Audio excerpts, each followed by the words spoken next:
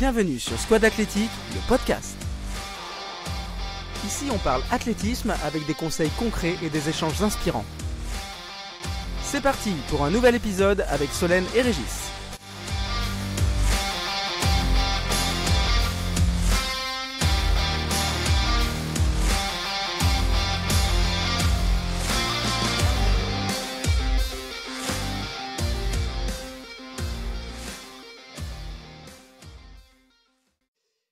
Bonjour et bienvenue dans le 12e épisode de Squad Athlétique, le podcast. Aujourd'hui, je reçois Isalie Suette, qui est une athlète de l'Endurance 72, qui est donc licenciée en Sarthe, qui a terminé notamment 14e et 4e espoir, je crois, des France de cross, un cross court à Châlons.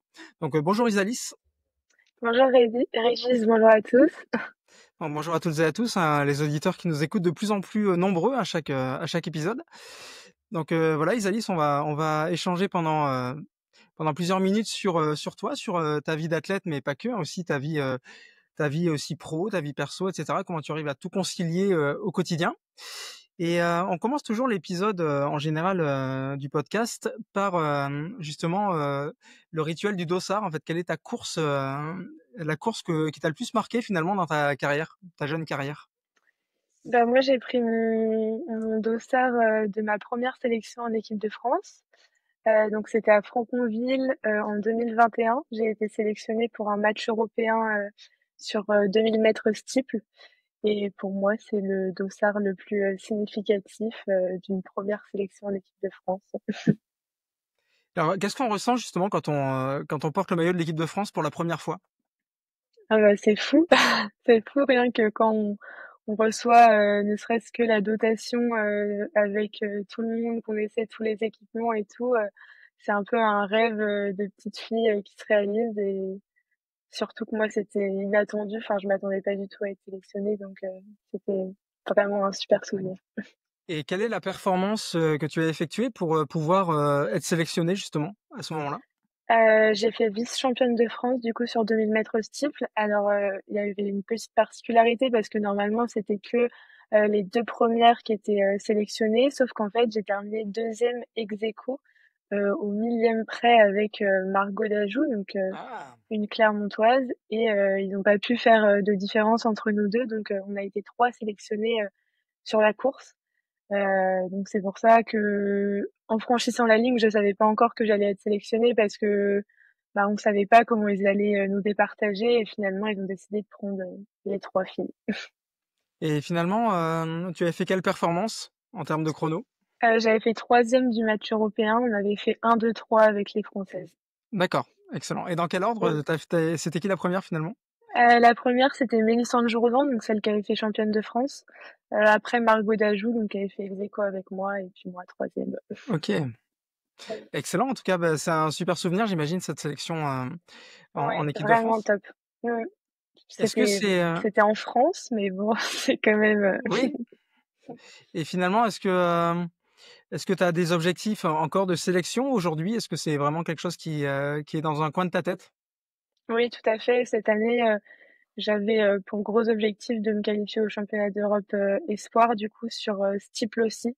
Mais malheureusement, je me suis blessée au mois d'avril et j'ai dû arrêter la course à pied pendant 2 mois et demi. Donc j'ai pas pu tenter la sélection. Mais oui, forcément, ça reste dans un coin de ma tête pour les prochaines années. En tout cas, c'est tout ce qu'on te souhaite pour la suite, hein. Merci. Vraiment de tout cœur en tout cas, et ça fait plaisir d'avoir une athlète de ton niveau en Pays de la Loire, une jeune athlète. On en a encore de nombreux, même des plus jeunes qu'on voit souvent à l'œuvre, des cadets, des juniors. Il y a vraiment un gros niveau, notamment dans ces catégories. Oui, c'est ça. Euh, et d'ailleurs, en parlant d'athlètes de haut niveau, Romain Mornay était l'invité du 11e épisode. Romain Mornay qui avait 3,31 au 1500 mètres, si je me trompe pas, récemment. Euh, il a posé une question pour toi. Il Oui. a demandé en fait quel est ton plus beau souvenir vécu en tant qu'athlète ou spectatrice en athlétisme. Qu'est-ce qui te vient comme ça? Tu as déjà parlé de la sélection, mais est-ce qu'il y a autre chose aussi? Plus beau souvenir, je dirais aussi mon premier stage national. Justement, après la sélection, j'ai été sélectionnée à trois stages nationaux, deux sur Liévin et un à Fréjus. Et je dirais que celui à Fréjus, c'était le meilleur, d'être pendant 10 jours avec plein d'athlètes de haut niveau. Donc c'était des athlètes de mon âge, mais ça permet de rencontrer plein de personnes et c'était vraiment génial de s'entraîner tous ensemble et de vivre des moments comme ça. Donc c'était essentiellement des gens de ta génération, hein. Tu es né en 2004, non? Oui, Je c'est crois que c'est ça. ça, hein. Ouais, c'était que des personnes de ma génération et un an de plus, il me semble, parce que je devais être junior première année. Ok. Donc, ouais. Et justement, je crois que tu as pas mal de records de ligue. Oui, Il me c'est semble, hein. possible. Je crois que tu en as 4 records de ligue sur 1000 mètres, notamment, je crois, je les ai pas en tête, mais est-ce que tu les connais, tes records de ligue? Alors, j'ai un record en 3,04 en salle en minime sur 1000 mètres. 2,51 au 1000 en extérieur en junior. Il me semble qu'il n'a pas été battu encore. Euh, Après, j'avoue que je sais Si. plus trop exactement. Alors, je les ai retrouvés, hein. Junior, c'était 2,51. Oui, c'est ça. Tu l'as toujours, ce record de ligue, hein, bien sûr. Ouais. Le 1000 mètres piste courte en minime aussi, tu as fait 3,04,22 3,04, ouais, c'est en ça. indoor, ouais. Et 1500 mètres piste courte en cadette, tu avais fait 4,46 à Miramas en 2021. Oui, en Et, salle, oui, c'est vrai. et 5 km route, c'était à Changer. Je crois que c'est chez toi, ça, non? Changer, je crois Oui, que j'ai c'est vu sur chez ta moi. fiche. Ouais. 16,58, donc c'est Ah oui, c'était un record de mm, ligue aussi, ouais. record de Oui, ligue, bah ouais. oui. Mm. Après, on peut parler aussi de tes records sur les différentes distances, hein. Tu as fait 4,27,03 au 1500, c'était en 2024. Le 5 km, tu avais fait 16,58 en 2024 aussi. Le Ouais, 3000 tout à mètres, fait. tu as fait 9,57,19 à Vineuil en 2022, j'avais noté. Et 35,22 au 10 km. Tout à fait, c'est ça. Mm. Donc c'est des chronos, j'imagine que tu envisages d'améliorer à l'avenir. Et sur quelle distance plutôt tu as des objectifs là prochainement? Bah, l'année dernière, déjà, 4,27, j'étais pas très très contente parce que avec tous les entraînements que je faisais, je sais que je sais que je vaux largement mieux. Enfin, en tout cas, l'année dernière, fallait au moins que je sorte 4,25. Enfin, j'étais un petit peu déçue du chrono. Mais autrement, pour le 5 km route, je l'avais pas du tout préparé. Je l'avais fait après ma coupure hivernale. Et comme c'était à la maison, voilà, je voulais courir ici. Et le 10 km, pareil, pas forcément de préparation. C'était une semaine avant les départementaux de cross. Donc, c'est une course aussi qu'on fait en général tous, voilà, en sortie du dimanche, un petit peu avec les collègues du club. Mais pour la suite, là, normalement, cette année, je voulais retourner sur 3000 mètres steeple parce que j'avais complètement arrêté depuis 2022 à cause d'une blessure. Et finalement, en y retournant, bah, une blessure. Donc, je pense que c'est pas trop fait pour moi finalement. Mais voilà, après, peut-être que l'année prochaine, je me ferme pas de porte à tester le 5000 mètres. C'est une distance que j'ai pas du tout essayé encore. Et puis sinon, si ça me plaît pas, je continuerai sur 1500 mètres.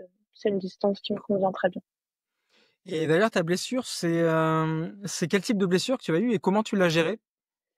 Eh bien, en fait, 4 jours avant de partir en stage de préparation à Montegordo, j'ai eu une douleur au niveau du genou, donc j'ai directement été prise en charge par tout le staff médical que j'ai. Et donc c'est le syndrome de l'essuie-glace, et j'avais une bursite au niveau de la rotule. Donc je suis partie 2 semaines en stage à Montegordo sans forcément pouvoir courir. Donc ça a pas été simple non plus de voir tout le monde s'entraîner et moi faire du vélo elliptique ou du home trainer. Mais voilà, ça a été assez long parce que apparemment c'est une blessure qui peut passer très vite, mais qui peut aussi être longue. Et moi, Mm. bon, j'ai repris à courir il y a que 2 semaines, vraiment très tranquillement en alternant la course à pied, la marche, enfin voilà. J'ai quand même pu essayer de garder une petite condition en faisant du vélo elliptique, en essayant de travailler le cardio, etc. Mais ça a pas été facile à gérer au début parce que forcément, je voyais un peu tous mes objectifs s'envoler et puis j'essayais de me focaliser sur de nouveaux objectifs, mais bah, ils sont lointains maintenant, donc Et c'est difficile ça, les blessures, parce qu'on n'a pas le contrôle finalement. Si c'est une entorse, on sait qu'il y en a pour 3 semaines à peu près, hein, mais quand c'est une blessure comme une tendinite, c'est ça qui est difficile parce qu'on n'a pas forcément, la main dessus. On sait pas quand est-ce que ça va passer, on sait pas vraiment, Bah, tout à fait, quand c'est ça c'est va un peu s'arrêter, ça quoi. le plus dur parce que en 2022, j'avais eu une fracture de fatigue et finalement là, je savais qu'il fallait que je m'arrête, entre 6 et 8 semaines donc c'était fixe. Mais là, enfin tous les médecins m'ont dit: «Bah, on peut pas te dire, combien de temps tu vas devoir t'arrêter». Donc moi, j'ai fait 3 semaines de coupure complète sans aucun sport et ça a beaucoup aidé, je pense, mais je regrette de pas avoir coupé, dès le début de la douleur, et d'avoir un petit peu forcé dessus parce que je pense que ça a pas arrangé les choses. Oui, c'est ça, le repos complet, c'est vrai que c'est une bonne, solution, Ouais, dans ces cas-là, ouais. Et d'ailleurs ton c'est ça. staff, tu peux nous en dire plus? Tu parlais de ton staff, tout à l'heure, c'est ton staff personnel ou c'est celui qui est lié au club ou à d'autres structures, Non, en fait, on n'a pas, forcément de staff, au sein du club. Moi, je fais partie, en fait, sur Le Mans, on a une association, c'est l'association Team MAM, qui réunit, en fait, plusieurs sportifs de haut niveau de toutes disciplines, hein, vraiment tous sports confondus. Et on a, justement, là, tout un staff médical, qui est mis à notre disposition. Donc on a de la cryothérapie, on a des ostéos, des kinés et donc moi, c'est eux, en fait, que je vais voir, à chaque fois que mmh. j'ai quelque chose. On a un rendez-vous en général, très rapidement. OK, très bien. Donc ça, c'est un réel plus, j'imagine, pour toi dans ta vie d'athlète, hein? Ouais, tout à fait. Enfin, pouvoir faire de la cryo, comme je veux. Enfin, je sais que là, depuis que je suis blessée, je fais pratiquement une cryo par semaine. J'ai mon kiné qui est tout le temps à me suivre, dès que j'ai besoin. Voilà, il répond présent. L'ostéo, pareil. Donc, c'est vraiment, une chance, d'avoir ça parce que sans eux, je sais pas comment j'aurais fait pour guérir. Oui, j'imagine. Donc c'est l'importance des gens qui travaillent dans l'ombre, hein, et derrière chaque athlète, il y a une équipe en général, hein, et Tout ça à peut fait. être, une équipe, un staff, mais des proches aussi, on y reviendra tout à l'heure, mais les proches jouent un rôle important aussi, j'imagine. Tout à fait. Oui, complètement, complètement. D'avoir leur soutien, dans des périodes, compliquées comme celle-ci. Et d'ailleurs, qu'est-ce qui t'attire dans la piste, justement, les disciplines que tu pratiques, notamment le 1 500 mètres, le 3000, le 5000? Qu'est-ce qui t'attire sur les épreuves sur piste, justement, notamment le steeple dont tu as parlé aussi? Moi, normalement, je préfère les crosses. OK. Jusqu'ici, j'ai toujours préféré les crosses, mais depuis, 2 ans, je suis hyper contente de faire des compètes sur piste. En fait, de voir, que les chronos, ils baissent et cetera, forcément, ça donne envie et puis, juste le fait de moi, le 1500, de courir vite, pendant 1,5 km, j'adore faire des spé 1500, voilà et le steeple, bah, c'était un peu le cross de la piste et du coup, c'est pour ça que mon coach m'avait proposé de tester cette discipline et j'ai tout de suite pris énormément de plaisir. J'ai tout de suite adoré, courir des steeples et en fait, c'est pour ça d'ailleurs que je voulais y retourner cette année. Mais bon, on verra, plus tard.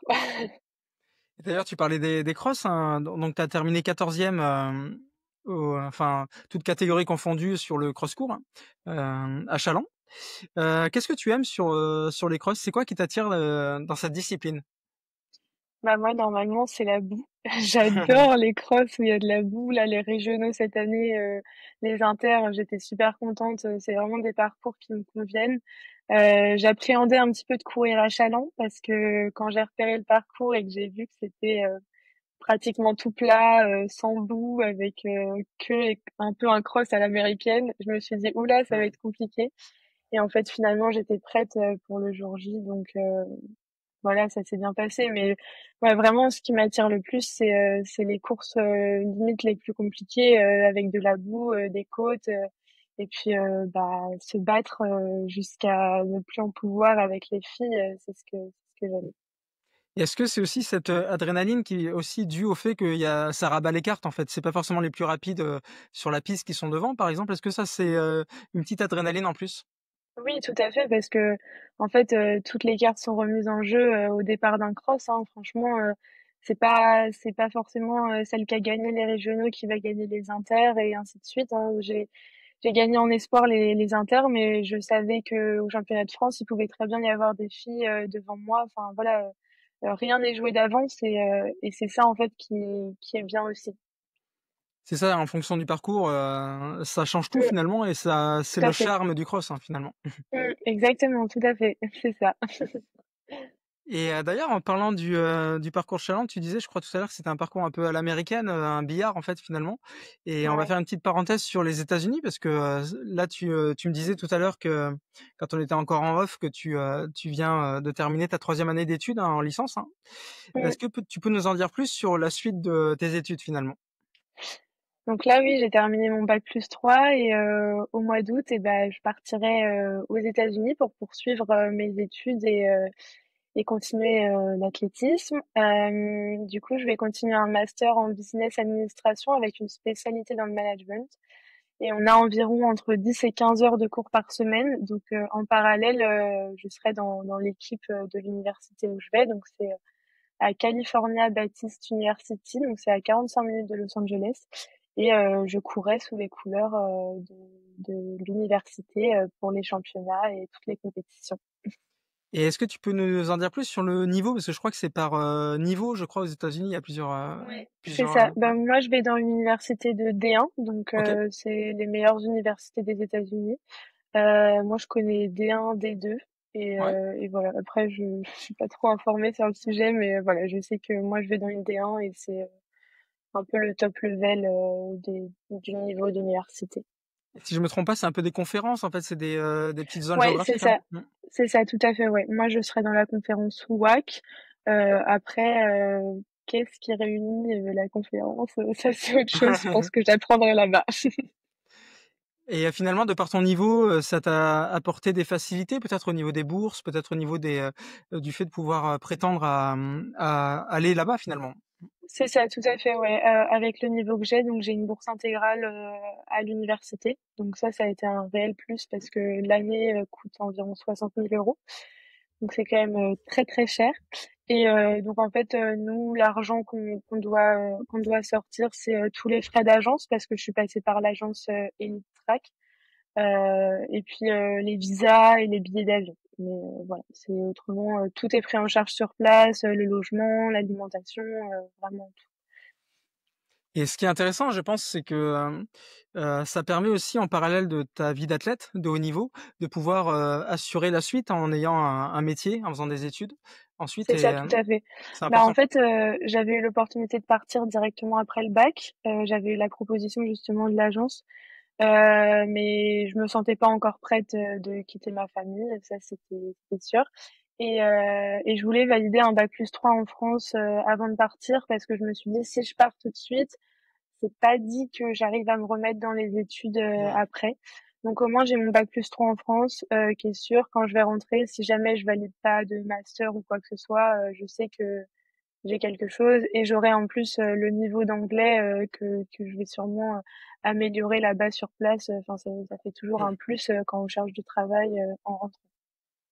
Donc c'est une bonne manière d'allier la vie d'athlète et la vie professionnelle en justement mettant l'accent un peu sur les études parce que c'est vrai que quand on arrive après à 35 ou 40 ans, c'est vrai qu'on est notre carrière d'athlète est un peu derrière nous et c'est là où on a besoin justement d'aller vers un métier ou quelque chose qui nous fait vivre aussi financièrement mais C'est aussi ça. qui nous fait vibrer au quotidien. C'est important. Mm. Ouais, tout à fait. Bah, j'ai pris longtemps enfin, j'ai mis du temps à prendre la décision de partir parce que forcément, c'est une grosse décision à prendre. C'est un changement de vie quand même qui est assez immense. Mais je me suis dit que voilà, il faut le faire, il faut tenter parce que j'ai pas envie de me dire dans 3 ans, bah mince, j'ai eu l'opportunité de le faire et j'ai pas saisi l'opportunité et que ça va forcément m'apporter, que ce soit sur l'expérience humaine ou l'expérience, enfin voilà, en athlée, ça va être exceptionnel. Oui et surtout, c'est pas du tout la même, mentalité là-bas, c'est pas du tout la même manière de Mm, s'entraîner. Donc ça permettra tout à aussi fait. d'avoir, je pense que dans ton université, tu auras des athlètes, en grand nombre qui auront ton niveau ou voire plus, donc ça te permettra de progresser aussi certainement. Ah oui, franchement, il me semble qu'on est environ 20 filles dans l'équipe et il y en a énormément qui sont plus fortes que moi. Donc ça va être très bien, ça va me pousser sur les séances et puis voilà, ça me permet de, aussi de rencontrer des nouvelles filles avec des nouvelles cultures et voilà, apprendre sur les différentes façons de s'entraîner. Et j'imagine qu'il y aura pas que des athlètes des États-Unis, il y aura aussi des athlètes qui viennent d'autres pays, j'imagine comme toi? Oui, tout à fait. Il me semble qu'il y a des Suédoises, des Italiennes aussi. On est 3 Françaises à partir dans Ah! l'université où je vais. Donc c'est bien aussi, ça fait un repère sur place au début quand l'anglais sera un petit peu compliqué. Et tu les connais, Voilà. les autres athlètes françaises qui partent Et aussi? ben oui, oui, je les connais maintenant depuis qu'on est rentré en contact. Avant, je les connaissais pas trop, mais il y a Orlan Guest qui est entraîné par Arnaud Diniel, qui a le record de France du 5 km Ah, cadette, il me semble. ok, Donc elle a 3 ans de moins que moi. Elle part directement après son bac. ok, Et il y a aussi Mao, donc une fille qui a mon âge, qui fait 16,47 au 5000 et 4,31 au 1500, quelque chose comme ça. d'accord. Donc, euh, donc ça va être bien parce qu'on a à peu près le même niveau avec les filles, donc ça va permettre de s'entraîner ensemble. Donc là, tu pars en septembre, hein, c'est à partir de septembre là, Non, non? je pars dans un mois pile parce que je pars le 14 août. Ok, d'accord. Donc, on est obligé d'arriver un peu en avance parce que dès qu'on arrive avec l'université, on part directement 2 semaines en stage en altitude pour préparer les compétitions parce que là-bas, ça démarre fin août, début septembre, les Hmm. crosses. Donc, c'est pour ça que le coach voulait qu'on arrive en forme au mois d'août. Bon, ce sera pas trop mon cas du coup, mais mais voilà, on part le 14 août. Ouais. Et d'ailleurs, ton entraîneur, je crois que j'ai vu sur ta fiche FFA, c'est Gaëtan Pernet, c'est ça, ton entraîneur? Oui, c'est ça, tout à fait. Et donc, il va garder la Depuis. main aussi sur ton plan d'entraînement, sur tes entraînements à distance, ou ça, il va laisser la main aux entraîneurs de l'université? Non, il laisse totalement la main aux entraîneurs de l'université, sinon ce serait beaucoup trop Oui, compliqué. Et c'est puis ça. moi, j'ai quand même envie qu'il garde un œil, voilà, que je lui dise bon bah voilà, aujourd'hui je fais ça, etc. Parce que ça fait quand même 11 ans qu'il m'entraîne, donc j'ai Ah oui. 100% confiance en lui et c'est pour ça que ça va me faire bizarre aussi au début de changer d'entraîneur. Mais voilà, j'ai envie qu'il garde un œil sur ce que je fais, surtout au début parce que bah, je serai encore en phase de reprise, donc j'ai pas envie de faire les choses trop rapidement. Si c'est pour me reblesser et ne pas pouvoir faire de saison là-bas, c'est pas la peine. Mais non, je suivrai le plan du coach des États-Unis, comme toutes les Ok. autres filles. Donc, ton entraîneur Gaëtan Pernet en France, hein, t'entraîne depuis 11 ans, tu disais, donc tu as commencé à l'âge de 10 ans Ah, c'est avec lui. ça, tout à fait, oui. Oui, oui, j'ai commencé à 10 ans. En fait, c'était le club le plus proche de la maison, donc et c'est comme ça que j'ai progressé. Et voilà, je suis la première athlète qui l'a emmené en équipe de France et on a appris tous les deux ensemble en même temps parce que il était jeune quand il a commencé à m'entraîner. Il devait avoir 24 ans, donc c'est très jeune et donc on a tout appris ensemble en fait. Donc ça, vous avez grandi tous les deux en fait ensemble, lui en tant qu'entraîneur et toi en tant qu'athlète, donc c'est intéressant. Et C'est ça. et qu'est-ce qui fait justement la force d'un duo entraîneur-entraîné finalement? C'est quoi qui fait au quotidien que ça fonctionne? La communication. Je dirais que vraiment c'est la chose la plus importante. À partir du moment où j'ai compris qu'il fallait communiquer avec l'entraîneur, c'est là où il y a eu un peu un déclic et que j'ai commencé à vraiment franchir des paliers.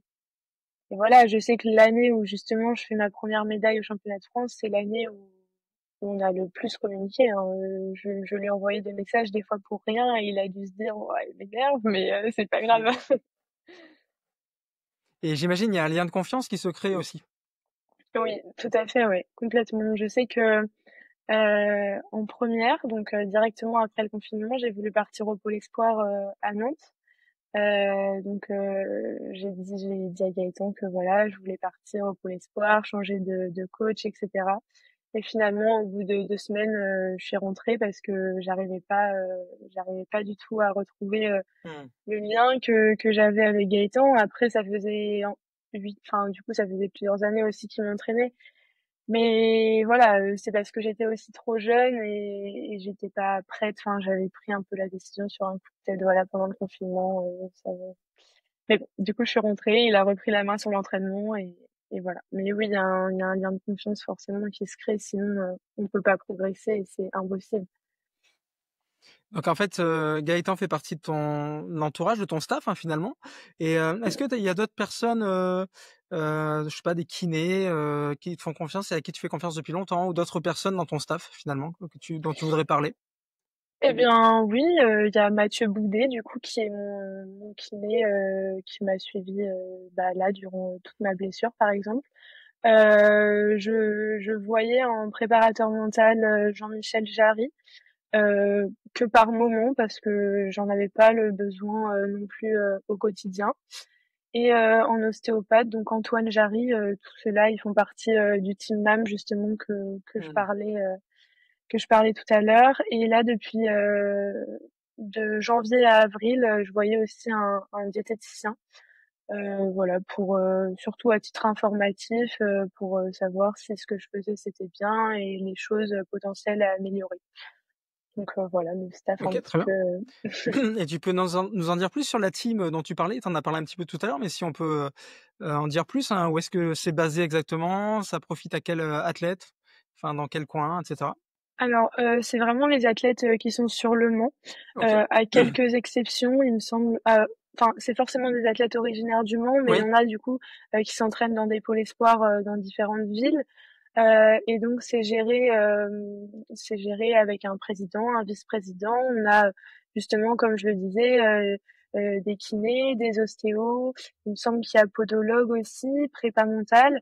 Et c'est une association en fait qui a été créée vraiment pour mettre en avant les sportifs de haut niveau sartois, parce que justement ces personnes considéraient qu'on n'était pas assez mis en avant. Et c'est surtout aussi, il y a une particularité, c'est que c'est des sports en général individuels, Hmm. qui sont, on a, il me semble qu'on a juste un handballeur et un footballeur, mais autrement beaucoup de personnes équitation, Ok. athlée, on est trois en athlée, boxe, enfin vraiment voilà que des sports qui sont individuels.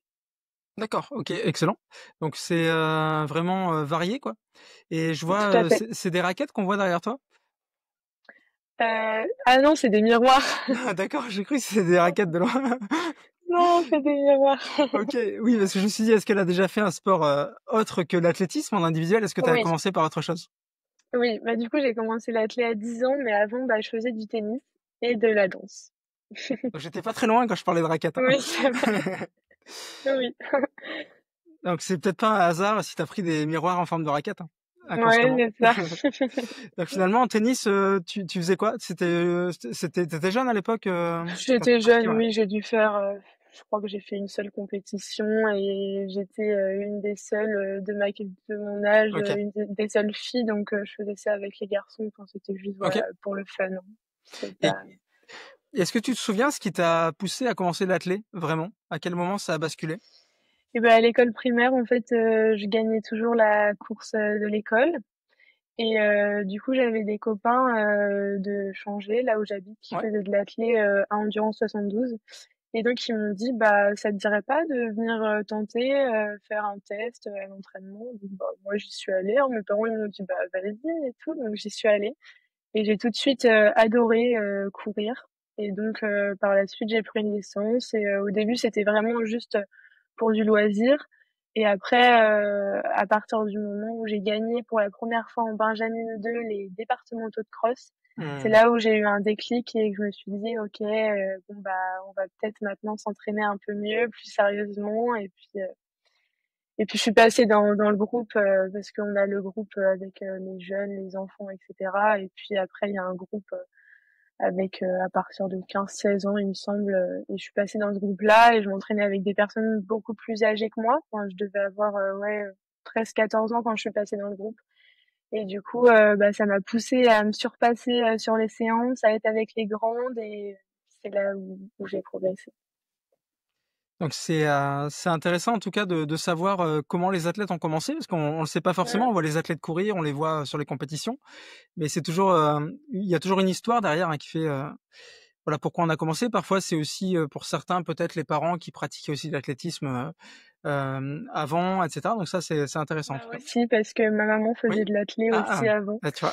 Euh, en loisir, voilà, quand elle était jeune, dans mes âges, donc forcément que ça vient de par là aussi. Et est-ce que tu as déjà vu ta maman courir quand tu étais plus petite? Est-ce que tu la voyais sur des courses?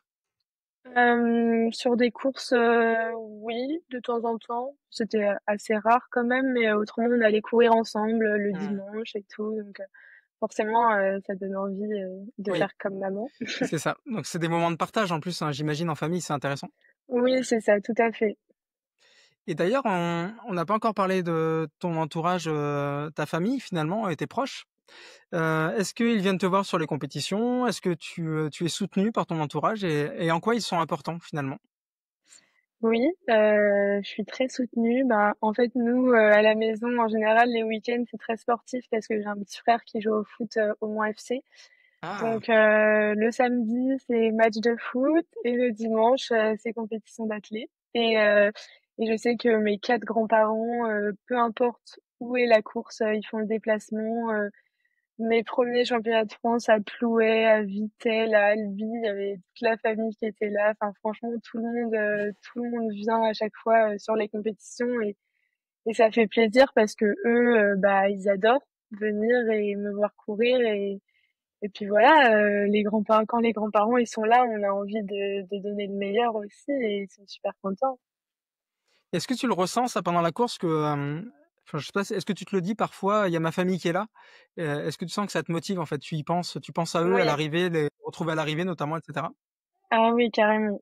J'y pense. Je sais que moi, pendant une course, j'entends tout. Et je sais qu'avant une course, je dis à mon papa, bon bah, tu me dis combien je suis dans le classement et tout. Et voilà, enfin, c'est hyper important de les entendre sur le côté, nous encourager.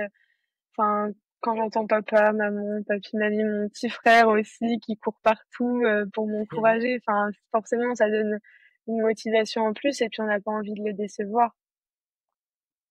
C'est ça, donc c'est une motivation, importante pour toi, hein, notamment la famille, hein. Je pense que même pour tous les athlètes, hein, quand on a notre entourage qui est là Mm. sur place, voilà, forcément on va se transcender inconsciemment, on va y aller, on va aller plus loin peut-être dans l'effort aussi Oui, tout à pour fait, se transcender, tout à ouais. fait. Ça, c'est sûr. Et comment tu arrives à concilier finalement ta vie d'athlète et ta vie perso? Et les études notamment?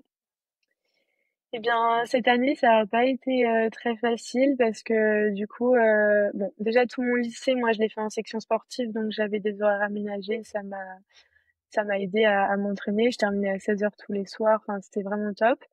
Après, j'ai fait un BTS pendant 2 ans, donc les cours terminaient à 17 heures au plus tard. Donc pareil, c'était très bien. J'avais des profs qui comprenaient mon statut. Je sais que j'ai loupé 10 jours de cours pour partir en stage. Enfin, il y avait pas de souci. Après, c'est parce que les résultats suivaient aussi derrière. Sinon, je pense qu'ils auraient refusé. Mais cette année, ouais, ça a été plus compliqué parce que comme je suis alternante, et bah, je suis considérée comme salariée, donc Mmh. 35 heures par semaine comme tout le monde. Et faire des 8h30, 18 heures, entraînement à 18h30, ça termine à 20 heures. Enfin voilà, c'était vraiment la course. Cette année, ça n'a pas été facile niveau fatigue, récup. C'était pas une mince affaire. Et je pense que ma blessure, eh ben, elle est survenue aussi pour ça parce que à la fin, vraiment, enfin au mois d'avril, j'en pouvais plus quoi. J'avais pas eu de vacances depuis le mois d'août et quand on enchaîne les week-ends de compète et qu'on fait 35 heures par semaine, ça a été assez compliqué. Après, j'ai augmenté le volume d'entraînement aussi, donc enfin voilà, c'était assez compliqué. Mais je dirais que je regrette pas du tout d'avoir fait ça parce que j'ai vraiment, enfin, au niveau professionnel, j'ai adoré mon année d'alternance. Hein, franchement, ça m'a carrément plu et c'était top. Donc même si je me suis blessée, bah, j'ai appris professionnellement des nouvelles choses et ça m'aura forcément amené une nouvelle expérience professionnelle. Donc non, ça m'apportera forcément pour la suite. Donc oui, pour toi, ça a été une expérience, bien qu'il y ait eu des moments difficiles, une expérience qui Mm. t'apportera pour la suite et Ah oui, tout à fait. dans chaque expérience, il y a toujours du positif à en retirer, hein. Une blessure, on apprend toujours d'une blessure notamment. C'est important. Exactement, tout à fait. Franchement, non, j'ai rien à dire sur mon année d'alternance, hormis voilà les horaires compliqués pour s'entraîner et la fatigue, mais non, j'ai adoré ce que j'ai fait, donc là-dessus, il y a rien à dire. Donc j'imagine, il fallait être organisé, hein, si tu, voilà, terminais à 18:00, 18:30, il y avait l'entraînement. Après j'imagine, tu te couchais pas trop tard parce que le lendemain matin, il fallait, se lever pour aller travailler. Donc c'est comment tu t'organisais, en fait? Est-ce que tu, as l'habitude d'utiliser un agenda ou noter des choses sur un post-it, je sais pas, ou est-ce que comment tu t'organises finalement?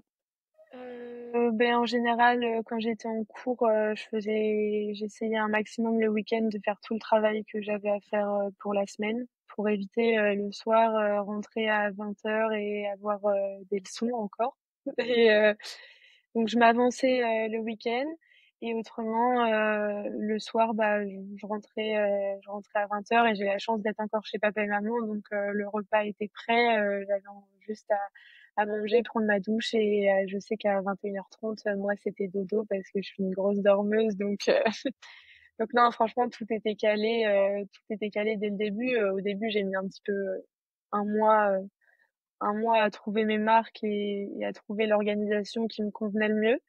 Mais voilà, même dans le plan d'entraînement, ça a un petit peu changé parce que je travaillais le samedi matin en banque. Par contre, j'avais mon lundi, donc on a Ah changé ouais. le plan d'entraînement pour, par exemple, pouvoir doubler le lundi et ne plus doubler le samedi. Enfin voilà, ça a été différentes petites choses qu'on a mis en place avec Gaëtan dès le début de l'alternance qui ont été très importantes. Tu parlais de communication, mais c'est ça aussi, c'est la communication avec l'entraîneur pour adapter aussi le plan, hein. C'est important. Ah oui, tout à fait, ouais. Et puis des fois, je lui envoyais un message et je lui disais, bah là, je suis fatiguée, faut qu'on allège l'entraînement pour éviter toute blessure, quoi. Il n'y a pas le choix. Des fois, il vaut mieux un entraînement en moins que l'entraînement en trop, hein. Ça, je sais que c'est la phrase qu'il nous répète Bah, souvent. c'est vrai que je pense qu'on est tous un peu pareils en tant qu'athlète, on veut toujours se rassurer en faisant plus, et quand on est blessé, on essaye d'éviter de perdre trop d'entraînement, de perdre trop de temps finalement, alors qu'au Ouais, final, il vaut mieux couper un petit peu, perdre c'est ça. quelques jours et on rattrapera ensuite le temps perdu facilement, parce que le niveau, on va le retrouver quoi qu'il arrive. Oui, tout à fait. Et c'est ce que j'ai fait d'ailleurs. Il me semble que c'était au mois de décembre. J'ai ressenti le besoin de couper un petit peu et j'ai coupé 4 jours et voilà, ça m'a fait du bien après pour la suite de la saison et je pense que heureusement que je l'ai fait parce que sinon j'aurais jamais tenu jusqu'au championnat de France, hein. Mais en tout cas, voilà, c'est encore une fois, c'est important la communication avec l'entraîneur et les autres membres du staff, j'imagine, également. Tout à fait, oui, exactement. En fait, c'est un petit peu un petit groupe. Il faut que tout le monde communique ensemble pour réussir. Exactement. Et d'ailleurs, aux États-Unis, ça sera plus simple peut-être sur cet aspect-là, notamment au niveau des entraînements, parce que ça sera aménagé, j'imagine, les horaires, hein. Oui, je sais que comme je vais en Californie, il va faire très très chaud. Mm. Les entraînements, ils seront à 6h le matin. Donc moi, ça, c'est pas quelque chose qui me dérange parce que j'aime bien m'entraîner tôt le matin. Et puis ensuite, on ira en cours. Et puis l'après-midi, on aura, enfin pas tous les jours parce qu'on va pas doubler tous les jours non plus. Mais je sais qu'on a la possibilité de doubler en natation, en vélo elliptique. Enfin, il y a différentes possibilités. Et puis les soins ensuite chez le kiné aussi. Voilà, enfin vraiment là-bas, tout va être mis en place à 100%, tout sera optimisé. C'est différent de la France, hein. Là-bas, le sport c'est vraiment une priorité. Et est-ce que toi, tu penses que c'est important de changer un peu les méthodes d'entraînement parfois et de un peu s'entraîner différemment pour un peu choquer l'organisme, entre guillemets, et que l'organisme fasse des choses inhabituelles pour progresser? Est-ce que pour toi, c'est quelque chose d'important et vérifiable? Je pense que c'est important. Après, ça peut être un petit peu perturbateur aussi parce que je sais que moi là, on avait passé la muscu le lundi alors que d'habitude c'était le mercredi. Mmh. Enfin, au début, j'avais l'impression que ça déréglait tout dans mon entraînement. Enfin, du coup, le mardi, j'avais plus du tout les mêmes sensations à l'entraînement que d'habitude. Je pense que oui, il faut faire ça, mais il faut un temps d'adaptation aussi, que le corps il comprenne ce qui est en train de se passer en fait. Ouais, c'est certainement ce qui va se passer aux États-Unis. Ils vont vous faire progressivement intégrer les entraînements le matin, peut-être à 6 heures, et puis après, vous allez vous C'est adapter, ça. hein. Mm. Voilà, tout à fait. C'est surtout pour éviter les fortes chaleurs Oui, c'est qu'on ça. s'entraîne aussitôt en fait. Oui, parce qu'après, c'est vrai que quand ils commencent à faire 30, 35, voire peut-être même avec un taux d'humidité assez important, oui, il vaut mieux y aller de bonne heure, ouais, effectivement. Voilà, c'est ça, exactement. Et donc ensuite, on va parler un petit peu de la Sarthe, hein, c'est ton département. Tu es né à Changé, je crois? Je suis née au Mans, mais Parce que j'habite à Changer. oui, c'est noté sur ta fiche né à Changé, mais oui, je pense que Ah oui, c'est c'est noté. Ah bah je sais sur ta pas du fiche tout. FFA. Mais Donc non, ça doit être Néomar, mais en tout cas, tu habites à Changé. j'habite à Changer, c'est ça. Donc c'est l'Endurance 72? ton club. Ouais, Donc en fait, tu me disais tout à l'heure en off que voilà, l'Endurance 72 est parti de l'Entente Sarthe Athlétisme depuis septembre, hein, c'est ça? ouais. Est-ce que tu peux nous en dire plus sur le club? Eh bien, nous, on est un petit club sartois qui fait que du demi-fond. On n'a pas du tout d'athlètes qui font d'autres disciplines, hein. C'est vraiment que basé sur le demi-fond. On a donc un groupe avec les jeunes, les éveils athlètes, les poussins. Et on a un plus gros groupe donc avec les grands jeunes, je dirais. Donc entre 16 et ça va jusqu'à 35 ans à peu près. On a un groupe d'une cinquantaine d'athlètes, il me semble. Donc on est après il y en a beaucoup qui font ça juste pour le loisir, hein. On est très peu à faire à vouloir faire du haut niveau. Mais voilà, moi je parlerai surtout de Florian Lecaux qui est un peu, enfin on fait un petit peu la même chose tous les deux parce que on suit vraiment à la lettre, enfin je dirais comme tout le monde en fait du groupe d'entraînement, mais le haut niveau, bah on est un peu tous les deux à le rechercher en fait. Ouais, ça, vous êtes vraiment sur les mêmes disciplines, en plus sur du demi-fond, hein, C'est tous les ça, 2, hein. c'est ça tout à fait. Mm. Et donc tu as toujours été licencié en Endurance 72, hein, depuis le début? Ah oui, depuis le début, j'ai jamais changé de club, je suis toujours restée là-bas. Et qu'est-ce qui t'a amené à ce club en particulier? Bah, en fait, comme je le disais tout à l'heure, c'était le club le plus proche de la maison et comme j'avais des copains quand j'étais à l'école primaire qui étaient dans ce club-là, c'est là où j'ai fait les premiers essais à l'entraînement et comme tout s'est toujours bien passé avec Gaëtan et avec les copines que j'avais aussi dans le groupe d'entraînement, et ben j'ai jamais voulu bouger et voilà, c'est comme ça que je suis toujours restée dans le club. Et donc il y a pas mal d'athlètes de haut niveau qui sont passés par le club, hein. Je pense notamment à Dominique Chevelier, c'est ça, hein, qui était licencié à Ouais, la base. Il y a aussi Mohamed Serbouti aussi.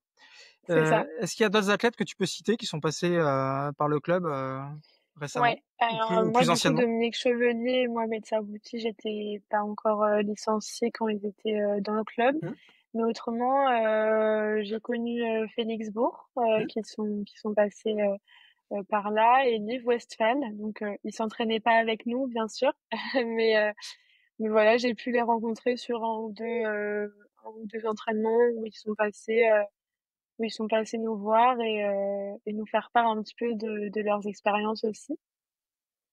Donc c'est intéressant de pouvoir côtoyer de tels athlètes, hein, et j'imagine qu'aussi en Sarthe, sans parler de ton club, est-ce que tu as pu côtoyer d'autres athlètes qui étaient pas forcément de ton club? Est-ce que ça a pu arriver, qui t'ont inspiré ou Bah, moi, c'est surtout Liv Westphal, hein. Franchement, j'étais jeune en plus quand elle était au club, donc juste moi pour moi, c'était la star, trop bien. Enfin, non, franchement, c'était top. Et puis le club était sponsorisé par Nike à l'époque Oui. quand ils étaient là. Donc à chaque championnat de France, quand on se qualifiait, on avait toute une dotation Nike. On était habillés, j'étais habillée comme Liv Westphal quand j'étais jeune et j'étais trop contente.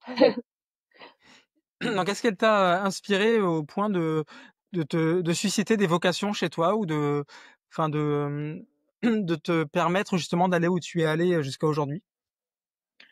Oui, forcément, quand on côtoie des athlètes comme ça et qu'on est jeune, on a envie de faire comme eux, hein. Donc après, comme je l'ai pas forcément revue, je sais que je la suivais sur les réseaux sociaux, mais voilà, après, j'avais pas non plus fait sa connaissance à 100%. Mais ça apporte toujours quelque chose de côtoyer des athlètes comme ça c'est sûr. Est-ce elle a atteint un sacré niveau, hein? Parce que moi je l'ai connue, elle était à l'AS Saint-Junien. C'était D'accord. avant qu'elle vienne à l'Entente Sarthe, hein. Mais elle a fait 15-28 au 5000, je crois. Oui, elle a un Un très peu moins gros le 400. chrono sur 5000. Je sais pas combien exactement, mais oui, oui, Elle a fait 31-15 au 10 aussi, donc voilà. c'est costaud, quoi. C'est Et ça. elle a des records de ligue, au moins de ligue, mais aussi, je pense, des nationaux, hein. Oui. Oui, oui, c'est sûr. Mmh. Et puis elle a été championne de France, il me semble, l'année où elle était au club à l'Entente Sarthe. Ouais.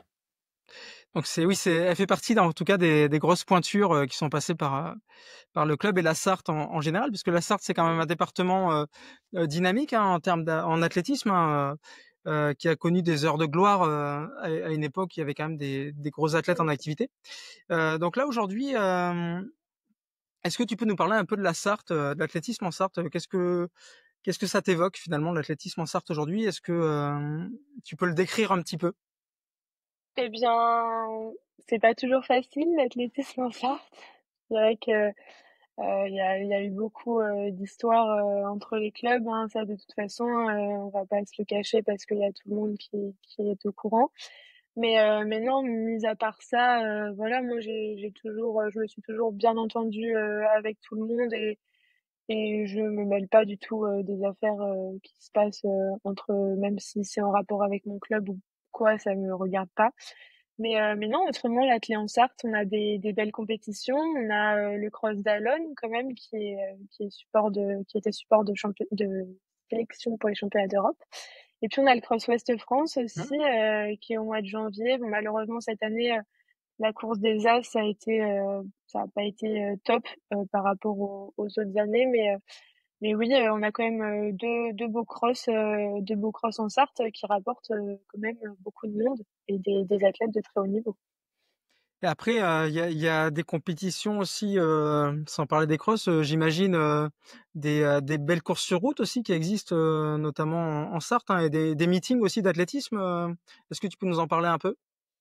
Ouais, alors on a la corrida d'Arnage Mmh, qui est au mois de janvier où je sais que nous à chaque fois avec les copains du club on le fait. C'est un parcours qui est vraiment assez roulant et qui est top pour faire des chronos.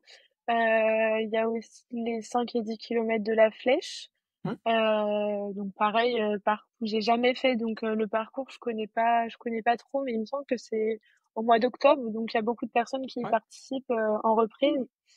Et puis en compétition sur piste, on a le meeting de Montfort-le-Génois ouais. sur leur nouvelle piste hein, qui est là depuis pas très longtemps. Après voilà, ça reste des meetings régionaux, hein, c'est pas non plus des gros meetings. On a une compétition à Coulennes aussi. Je sais que moi sur la piste où je m'entraîne, elle peut pas être homologuée, donc donc il y a pas de compétition là où je suis, mais voilà, on a quelques petits meetings régionaux comme ça qui sont pas mal. Il y a aussi un 10 kilomètres chez toi à changer, je crois, non? Il y a Oui, oui, oui, récemment, il a eu lieu récemment, je crois, oui, je sais plus, il y a quelques oui, semaines, ouais. oui, oui, il y a 5 et 10 kilomètres de changer aussi. Et puis bah, l'année dernière, il me semble que c'était les régionaux de 5 kilomètres. OK. Donc pareil, parcours assez plat dans l'ensemble, même s'il y a quand même quelques petites difficultés. Mais oui, ça reste un beau parcours aussi de course sur route, ouais. Donc voilà, bah, si les auditeurs nous écoutent, s'ils ont envie de venir courir en Sarthe, il y a pas mal d'épreuves, hein, voilà pour les Sartois, chez les Sartois. Et c'est vrai que c'est en Pays de la Loire, la Sarthe est un peu excentrée géographiquement, hein. Oui, Et c'est vrai que souvent les athlètes des Pays de la Loire, enfin c'est pas une généralité que je veux faire, mais voilà, se concentrent souvent sur leur département, etc. Et alors que la Sarthe, il y a des super épreuves et c'est important aussi d'aller notamment en Mayenne et en Sarthe, qui sont les départements un peu plus excentrés de Nantes, c'est vrai. et la Loire-Atlantique notamment. Donc c'est super important. Mm. Et d'ailleurs en Sarthe, il y a pas mal de jeunes qui performent en ce moment là. Le jeune Yoann Tétio, Yoann Tétio de Joanne, l'athlétisme t'es sûr, ouais. Sarthe-Loire, il a fait, Mm. je crois, 8,28 non 8,26, il a fait au 3000. Ouais, Euh, de la flèche, ouais. ouais. Ouais, ouais. Donc il y a une grosse équipe là-bas, notamment en cadet, notamment en Pays de la Loire, hein. Mais Yoann Tétio est celui qui est le plus performant, je pense, en Pays de la Loire. Donc c'est intéressant d'avoir des jeunes comme ça aussi Ah ouais, c'est dans le bien, c'est département. bien, ça permet d'avoir la relève aussi chez les jeunes, enfin, c'est vraiment top. Donc, bah, je lui souhaite le meilleur. Et d'ailleurs, qu'est-ce que tu pourrais leur dire à ces jeunes, s'ils nous écoutent, là, ces jeunes cadets, juniors, même minimes, par exemple, hein, comme conseil que tu pourrais leur donner avec l'expérience que tu as acquis depuis plusieurs années maintenant? Bah, je leur dirais de croire en leurs rêves, mais de s'en donner les moyens aussi pour réussir. Parce que bah, il faut pas se fixer de limites et tout est possible. Donc en tout cas, voilà, c'est un super conseil, donc je pense ils vont l'entendre et peut-être effectivement, c'est ça aussi la beauté de notre sport, c'est le partage, hein. Peut-être que de par, les mots que tu viens de dire, peut-être ça va aider un athlète, un jeune peut-être à atteindre ses objectifs et je pense que je sais pas ce que tu en penses, il n'y a pas que les mots, il y a aussi, on peut inspirer des jeunes en fait, de par nos performances et Oui. toi, est-ce que ça a dû t'arriver peut-être aussi d'être inspiré par des performances, d'athlètes, hein? Tu parlais de Liv Westphal tout à l'heure, hein? Oui et après, moi j'aime bien, Renelle Lamotte. J'aime bien ce qu'elle dégage, notamment sur les réseaux sociaux parce qu'on a beaucoup d'athlètes qui montrent, que le côté de l'athlète où tout va bien, on fait des super performances, les chronos ils descendent, tout est tout beau, tout rose et en fait, Renelle Lamotte, elle montre aussi le côté, quand ça va pas et du coup, je sais que moi ça m'a beaucoup inspirée, parce que, bah, ils sont très peu d'athlètes à montrer ce côté-là et elle reste toujours positive, mais elle dit que, bah, des fois, il y a des moments où elle a envie de tout arrêter parce que c'est trop dur et je trouve que c'est bien aussi de montrer ce côté-là parce que le sport de haut niveau, c'est pas tout va bien tout le temps, non, ça se passe pas comme ça. Et c'est vrai que encore plus aujourd'hui avec les réseaux sociaux qui, se développent de plus en plus, hein, on voit souvent le bon côté de la vie de l'athlète et c'est vrai que c'est important aussi de montrer, voilà, comme tu disais, que c'est pas toujours tout rose et ça fait partie aussi d'une carrière, hein. Les moments difficiles nous forgent aussi pour, progresser, hein. C'est ça, sinon, tout serait trop facile et ce serait moins drôle. Exactement. C'est comme dans la vie, hein, il y a toujours des coups Voilà. durs, des moments difficiles et voilà, on en fait une force finalement pour avancer Ouais, c'est normal. Mmh. et donc là, est-ce que toi, tu aurais une, question à poser au prochain invité? Donc là, bien sûr, ce sera pas tout de suite parce qu'on va faire une pause pendant les vacances, on va repartir pour la prochaine saison. Oui. On ne sait pas qui sera l'invité, mais qu'est-ce que tu auras envie de poser comme question, par exemple? Eh bien, je dirais, qu'est-ce que tu dirais à un jeune athlète qui a envie de faire du sport de haut niveau? Parfait, ben, en tout Voilà. cas, c'est noté, ça sera pour le prochain invité et d'ailleurs, donc là, on est bien sûr dans le podcast du squad athlétique, hein. Toi, tu as rejoint le squad athlétique depuis quand? Bah, ça doit faire 1 an et demi que j'y suis. Est-ce que tu te Voilà. souviens, ce qui a fait que tu as rejoint le collectif? Bah, c'est Jordan, qui m'a envoyé un message sur Instagram, pour, voilà, me parler du squad, l'utilité que ça avait et cetera et moi, sans hésiter, j'ai dit: «Bah, oui, carrément, ça me tente, à fond, je suis hyper partante», et je suis super contente parce que c'est top, tout ce que le squad, met en place, et encore plus, je trouve cette année avec, le meeting de la Pommeraye notamment. Enfin, je sais que moi j'y étais en tant que spectatrice, mais ça a été génial. Enfin, on a eu que des bons retours et j'espère que l'année prochaine, vous referez ça parce que c'était top et puis, non, même la mise en avant des sportifs, ligériens, tout ça, c'est vraiment, du beau travail et c'est vraiment bien. Et d'ailleurs, on a fait notre assemblée générale il y a quelques jours, donc il y a pas mal de choses. On a évoqué notamment les futurs projets, tout ce qui avait été mis en place. On s'est rendu compte que justement ces derniers mois, quand on met sur papier tout ce qu'on a fait au niveau du squad athlétique, bah, ça a beaucoup évolué avec le recul et c'est pas fini Mmh. puisqu'il y aura encore beaucoup de choses à mettre en place et c'est Bah, c'est aussi ça qui est bien. c'est grâce à tout le Mmh. monde. Tu en fais partie des athlètes qui nous représentent et qui sont là pour créer ce collectif. Mmh. Bah, non, mais c'est vraiment bien de créer un collectif comme ça, même avec les petits challenges, en interne, voilà, enfin, ça met, un peu, puis ça permet de connaître aussi des personnes, avec qui, on n'a jamais, vraiment Mmh, discuté. Enfin, c'est vrai. c'est vraiment une bonne dynamique et bah, c'est génial, faut continuer. C'est ça et quel que soit le maillot, même si on garde notre identité club, hein, quel que soit le maillot, on peut côtoyer d'autres personnes en fait qu'on verrait pas forcément au Exactement, oui. quotidien. Tout à fait, tout à fait. Donc on continuera en tout cas sur cette lancée Bah oui, et il faut. et puis, donc moi je me souviens, tu avais gagné à Pontchâteau aux régionaux et je t'avais interviewé à l'arrivée, j'étais speaker, ce jour-là.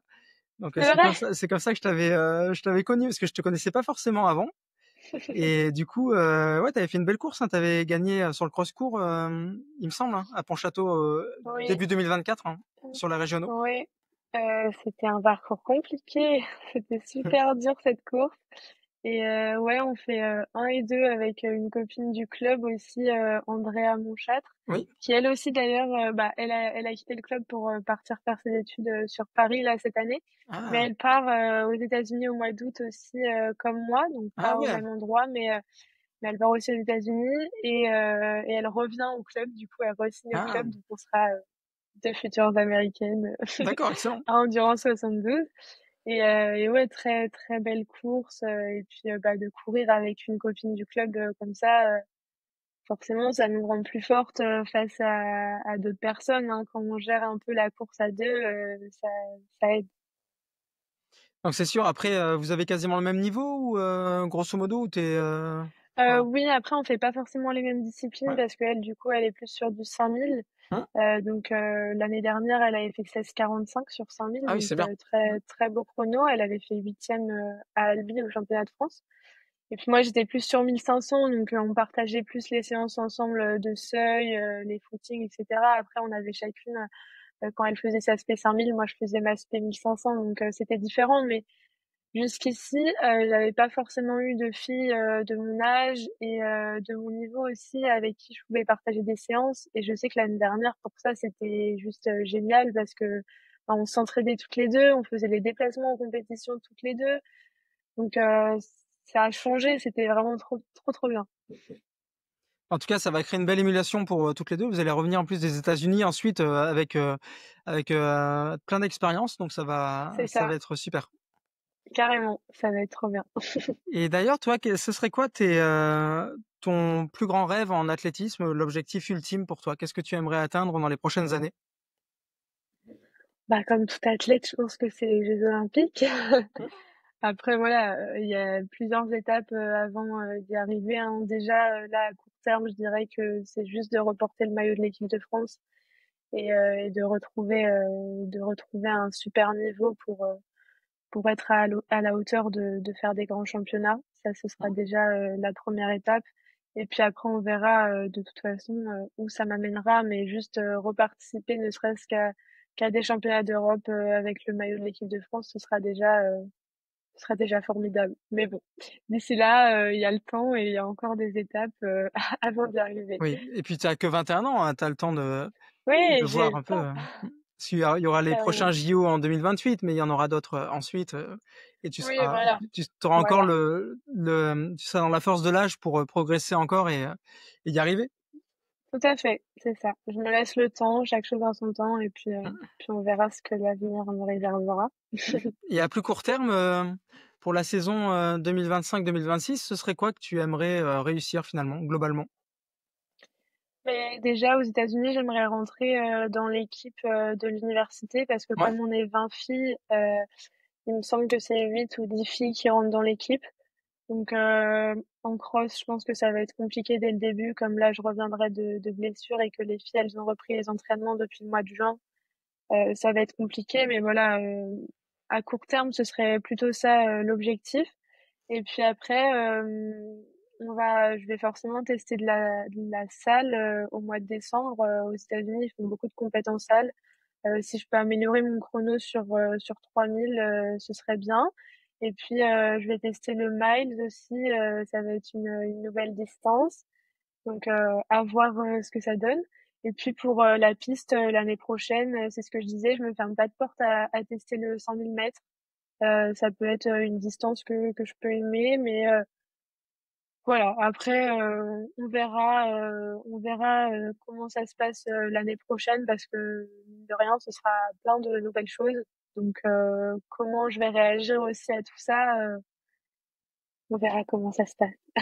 Donc, est-ce que l'objectif, finalement, ce serait d'apprendre sur cette saison, finalement, de digérer un peu le changement et d'apprendre avec ces expériences? Oui, je pense que oui, ce serait l'objectif numéro un, d'apprendre voilà des nouvelles techniques d'entraînement et puis juste un nouvel environnement en fait, ça va tout changer, d'être loin de. Je sais que moi je suis très très famille, hein, donc être loin de toute ma famille au début, je pense que ce sera pas si facile que ça, mais bon, il faudra prendre ses marques et puis au fur et à mesure des mois, ça ira. Est-ce que tu sais tous les combien tu rentreras en France et est-ce que ta famille viendra te voir aussi parfois? peut-être? Ouais, on rentre du coup 3 grosses semaines au mois de décembre Ouais. pour les fêtes de Noël, le Nouvel An, etc. Et je sais que oui, ma famille viendra me voir sûrement au Mmh. mois de mars, par là. Et on repart du coup au mois de janvier, enfin aux alentours du 8 janvier, je pense, et on revient début juin. Mais bon, je pense que cette période-là sera plus facile parce que j'aurai déjà tous mes repères Oui, sur place. La période plus compliquée, ce sera là de mi-août à mi-décembre, où il faudra apprendre à connaître des nouvelles personnes, réussir à communiquer avec elles dans une nouvelle langue aussi. oui. Et puis voilà, juste s'apprivoiser au nouvel environnement que je vais avoir. En tout cas, ça va être une belle expérience pour toi et voilà, on te souhaite, le meilleur pour cette saison, en tout cas qui arrive, hein, pour, ces C'est gentil. changements, importants. Merci beaucoup. Donc on va, clôturer ce podcast. Donc ce 12e, hein, Ça c'est le 12e de marche. la saison. On en a fait 12, Ouais, on n'a même pas commencé en septembre, on en a déjà fait 12, on a commencé au mois de mars, je crois. Donc on en a fait pas ah mal. bah, oui. Donc voilà, donc déjà 12 épisodes, hein. Donc c'est, Solène aussi, Solène Joubert qui co-anime, hein. On fait un épisode sur Ouais, 2, donc ça permet d'en faire plus, hein. Donc c'est intéressant. Merci à elle aussi également de partager ça avec moi, en tout cas. Donc bah, c'est gentil en tout cas. merci Isalis d'avoir participé. On va clôturer ce podcast. Merci à toutes et tous de nous écouter chaque épisode, hein. Et on se retrouve sur notamment Instagram, sur YouTube aussi, et puis bien sûr sur Spotify pour écouter le podcast en courant ou en faisant autre chose, hein. C'est toujours l'occasion de se divertir. Et bah, merci beaucoup en tout cas. Merci à toi Isalis, à bientôt. À bientôt.